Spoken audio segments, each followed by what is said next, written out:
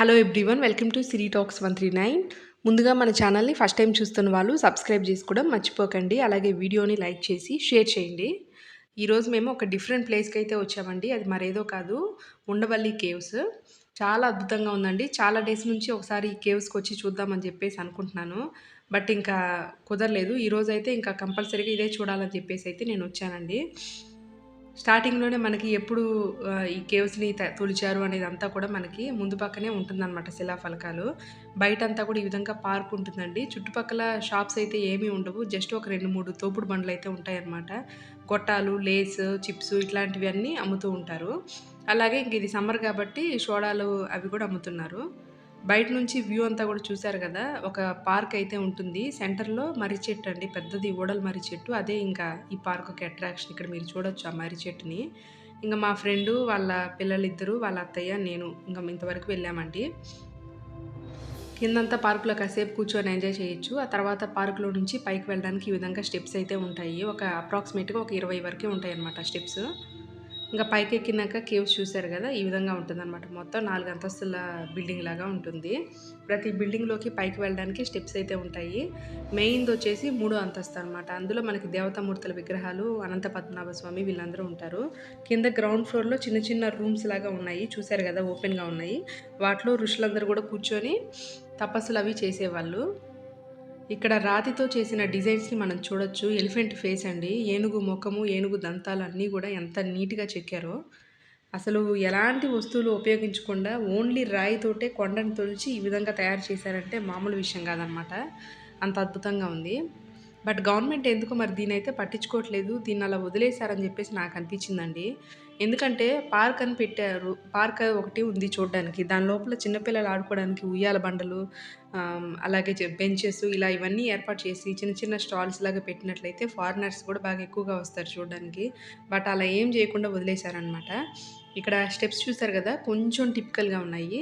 పెద్దవాళ్ళు మోకాళ్ళ నొప్పులు ఉన్నవాళ్ళైతే ఎక్కేటప్పుడు కొద్దిగా జాగ్రత్తగా ఎక్కాలి. అలాగే పిల్లల్ని కూడా కొద్దిగా కేర్‌ఫుల్‌గా తీసుకెళ్ళాలండి. అంటే స్టెప్స్ అంత ప్రాపర్‌గా లేవనమాట. ఇంకా లోపలన్నీ గూడా దేవతామూర్తుల విగ్రహాలున్నాయి. అలాగే రూమ్స్ ఉన్నాయండి. రూమ్స్‌కి లాక్ కూడా వేసుంది. మేబీ ఇంకా ఆ రూమ్ లోపలికి వెళ్తే సొరంగ మార్గాలున్నాయని చెప్పేసి అక్కడ కొంతమంది చెప్పారు. బై మిస్టేక్ ఇంకా దాని లోపల పడిపోతే మళ్ళీ బయటికి రావడానికి కుదరదు అని చెప్పేసి అందుకని లాక్ చేశారేమో రూమ్స్‌కని చెప్పేసి నాకర్థమైంది. ఇక్కడ విగ్రహాలన్నీ కూడా చూడొచ్చు ఎంత నీట్‌గా చెక్కారో. స్టార్టింగ్‌లో గ్రౌండ్ ఫ్లోర్ నుంచి ఫస్ట్ ఫ్లోర్‌లోకి వెళ్ళినప్పుడు మనకి లెఫ్ట్ సైడ్ వినాయకుడి విగ్రహం అయితే ఉంటుంది. ఇక్కడ చూడొచ్చు వినాయకుడి విగ్రహాన్ని ఎంత చక్కగా చేశారో. భలే ఉంది గదండీ! అలాగే రాతి విగ్రహాలు కూడా ఉన్నాయన్నమాట చుట్టూ అంతా గూడా. ఇందాక నేను చెప్పిన రూమ్స్ అయితే ఇవేనండి. లాక్ చేసి ఉంచారని చెప్పాను కదా! విలువైన వస్తువులు భద్రపరచడానికి ఉంచుంటారు. మేబీ విలువైన వస్తువులంటే అప్పట్లో తాళపత్ర గ్రంథాలు అవేమన్నా ఉండుంటాయి.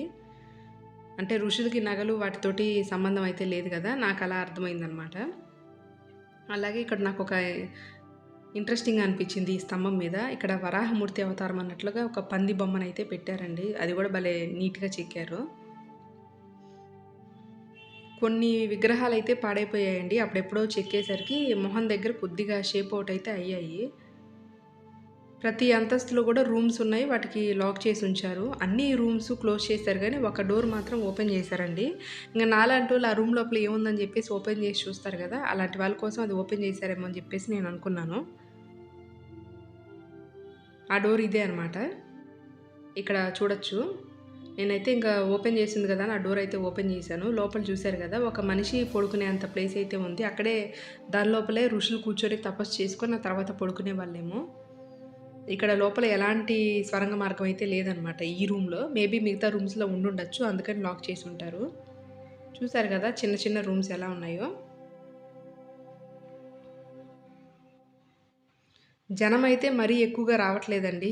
ఎవరో రోజు మొత్తం మీద ఒక 100 మంది అంతకంటే కూడా రావట్లేదనమాట. పైనుంచి లుక్ చూస్తే ఓవరాల్‌గా ఇలా ఉంది.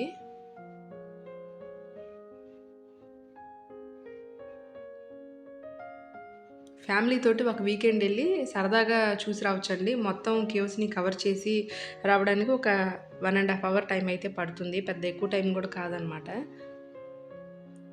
ఇక్కడ మీరు చూస్తున్నది అనంత పద్మనాభ స్వామి రూమ్‌లోకి వెళ్ళేటప్పుడు బయట గోడ మీద చెక్కిన విగ్రహాలు ఇవన్నీ గూడాను. స్టార్టింగ్‌లో ఇట్లా దేవతామూర్తుల విగ్రహాలన్నీ ఉంటాయి. ఆ తర్వాత ఇక్కడ మీరు చూస్తున్న డోర్ వచ్చేసి అనంత పద్మనాభ స్వామికి ఉన్న రూమ్‌కి ఉన్న డోర్ అనమాట. ఇటు నుంచి ఎంట్రన్స్ లేదండి. కొద్దిగా ముందుకు వెళ్తే మనకి ఉంటుందనమాట. ఇక్కడ డోర్ ఉంది చూసారా? దీని లోపలికి వెళ్ళాలి. బయటైతే ఇక్కడ చిన్న చిన్న గుంటలైతే ఉన్నాయి. మేబీ అప్పట్లో ఏమన్నా గంధాలు అవన్నీ కూడా తయారు చేసేవాళ్ళేమో. ఇక్కడ బయట ఆంజనేయ స్వామి విగ్రహము, అలాగే ఇంకొక విగ్రహం ఉన్నాయి. అనంత పద్మనాభ స్వామి రూమ్ బయట. లోపల ఇంకా చూసారు గదా! నాగుపాము పడగపై పడుకున్నాడనమాట అనంత పద్మనాభ స్వామి. లోపల అన్నీ కూడా ఈ విధంగా పెద్ద పెద్ద విగ్రహాలైతే ఉన్నాయండి. మరి ఆ విగ్రహాలు ఏ స్వామికి సంబంధించినయో నాకైతే తెలీదు గానీ, అవి కూడా చాలా బాగా చెక్కారు. సాక్షాత్తు మనకి కేరళలో మనము చూసే అనంత పద్మనాభ స్వామి ఎలా అయితే ఉంటుందో విగ్రహం, సేమ్ ఇంక దానికి యాజ్ ఇట్ ఈజ్ డిట్టో ఉందని చెప్పొచ్చు. కాకపోతే ఇది కంప్లీట్‌గా రాతితో చేశారు. స్వామివారికి అలంకరించిన నగలు కూడా రాతితోనే చేశారండి. అవి కూడా మనకి క్లియర్‌గా అర్థమవుతాయన్నమాట. అంత నీట్‌గా ఉంది విగ్రహం అయితే. చూసారు కదా! పడుకొనున్న అనంత పద్మనాభ స్వామి విగ్రహం. ప్రతిరోజు ఇక్కడ దీపం అయితే పెడతారంట. ఇక్కడ పామును కూడా చూడొచ్చు మనం. పడగ విప్పి ఉంది. ఆ పడగ నీడలో స్వామివారు పడుకొనున్నారు. అసలు నాకైతే భలే అనిపించిందండి. మనము కేవ్స్ ఇవన్నీ కూడా కాదు, ముందు ఈ అనంత పద్మనాభ స్వామిని చూడడానికైనా ఈ కేవ్స్‌కి వెళ్ళొచ్చు అని చెప్పేసి నాకు అనిపించిందనమాట. మాకింకా ఆటో అతనైతే సర్వీస్ ఆటోనే కాబట్టి జస్ట్ ఒక 30 రూపీస్ అయితే తీసుకున్నారండి పర్సన్‌కి. అంటే మేము ఉండవల్లి నుంచి వచ్చామన్నమాట. అక్కడ నుంచి ఒక 30 రూపీసు, లేదంటే సర్వీస్ ఆటో అయితే 20 రూపీస్ తీసుకుంటారు. ఇంక మా ఫ్రెండ్ వాళ్ళు ఉండవల్లిలో ఉన్నారు అని చెప్పేసి ఇంక మేమైతే వెళ్ళామండి వాళ్ళ ఇంటికి. గుంటూరు నుంచి వెళ్ళాము ఉండవల్లి. ఇంకా అక్కడ నుంచి ఇంకా కేవ్స్ చూద్దామని వచ్చాము.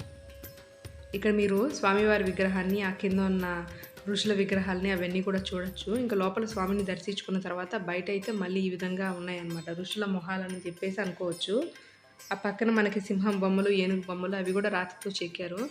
మా ఫ్రెండ్ వాళ్ళ బాబు అనమాట, దానిపైకి ఎక్కి ఫోటోలకి పోజులు ఇస్తున్నాడు. ఇక్కడ చూడొచ్చు ఒక ఋషి మొహం ఎలా ఉందో చూడండి. భలే ఉంది కదా! భలే చెక్కారండి. అచ్చం ఒరిజినల్ మొహం ఉన్నట్లు పెట్టారనమాట. వీడేమో చిన్నబ్బాయి. ఇంకిద్దరు లోపల కూర్చొని భలే ఫన్నీగా చేస్తున్నారు. బాగా యాక్టివ్ అనమాట పిల్లలు.